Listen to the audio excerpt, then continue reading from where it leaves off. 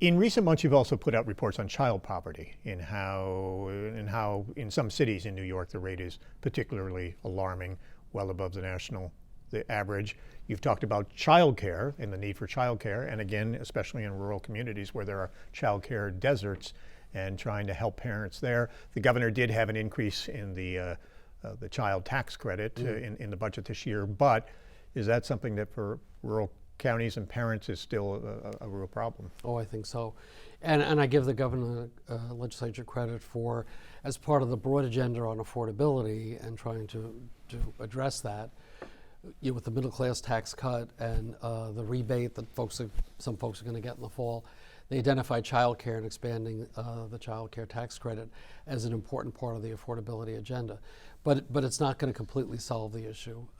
And again, you point out the child care deserts, similar to the issues we were talking about with health care, again, not being located near population centers, transportation issues.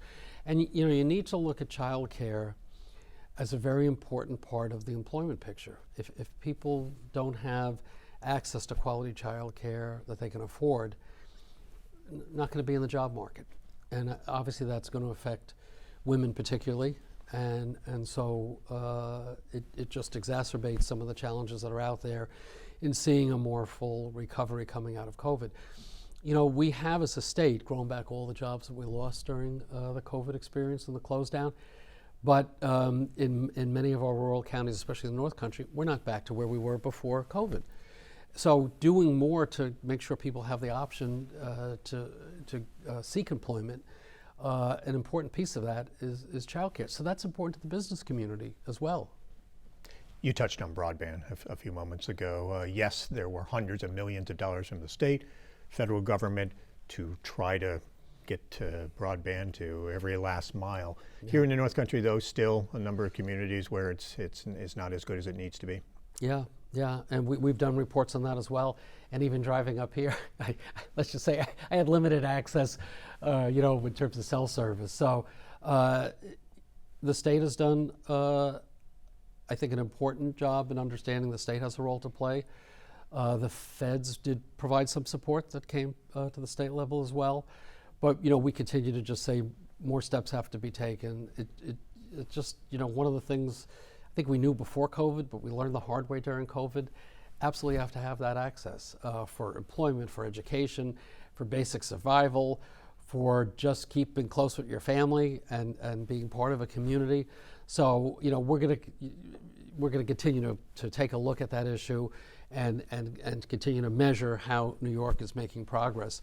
I mean, certainly the two areas that we've identified in the past are the challenges in rural communities, but also, and this is not just in our rural communities, seniors and people of lower income. Those are the demographic groups that still have been left behind. So definitely more work to do there. Republicans have raised a lot of concerns over the cost of the state's climate change law, the push to go green, to go electric. Do you share their concerns about those costs being passed on to New Yorkers?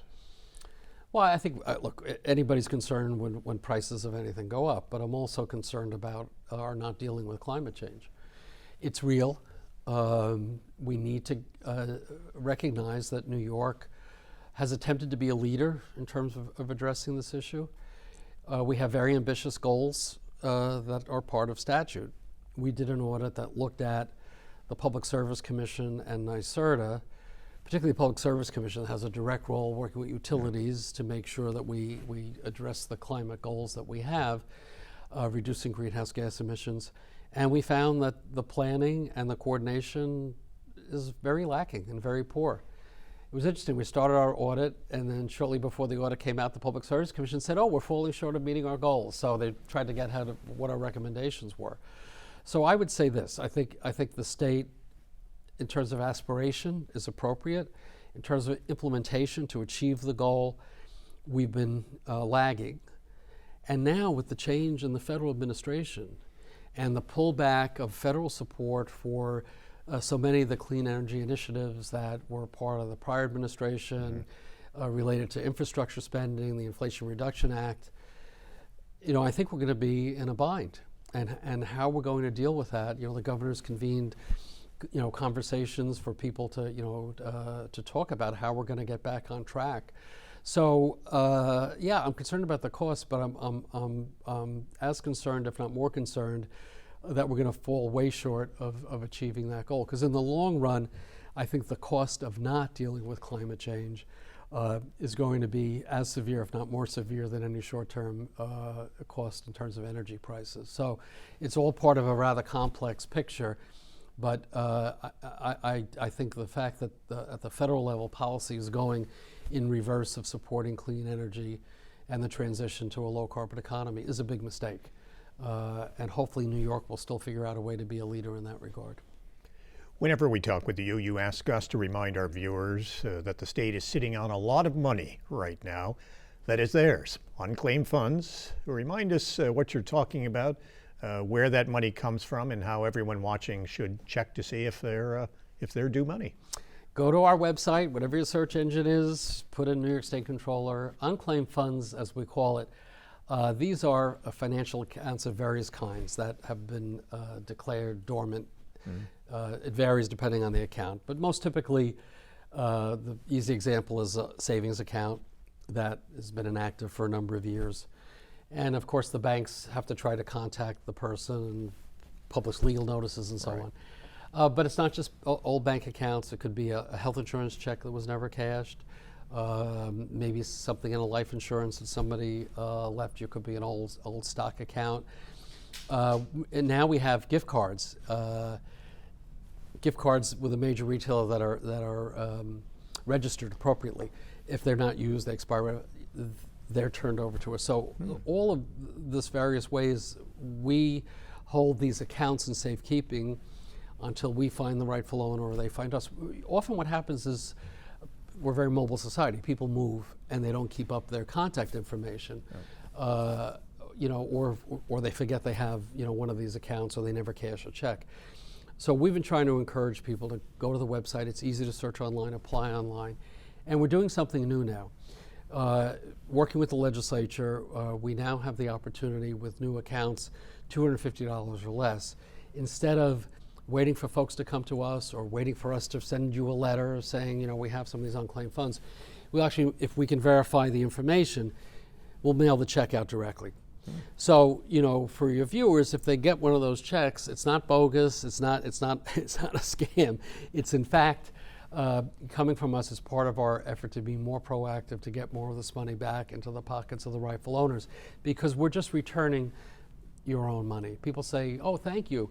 Don't thank us. We're just giving you back money that's yours. So check for unclaimed funds for yourself, for any organization you're a part of. Could be a business, could be a nonprofit. A lot of these accounts are the names of people who've passed away. So I always say, put in your, deceased close relatives. We may need more documentation if it's an inheritance situation, but we do hope more people will claim this money, because we shouldn't be holding on to these accounts. We should be returning the money, and that's what we're trying to do. You return millions of dollars every day. We're up to now about $2 million a day. The challenge is more money keeps coming in. That's why we're trying to step up the outreach to do more of this proactive. But the concern I have too is I want to make sure the checks are going to people who in fact are entitled to it. Some folks say, well, you should be returning bigger amounts. I say, well, let's make sure, and we're trying to track carefully what's going out, how much is being cashed, do we have any indications of fraud or the wrong people getting it. So, at the end of the day as controller, whether it's pension fund money or unclaimed funds, I think it's important for me to protect that money, as well as make sure we're being very proactive in getting the money out to rightful owners.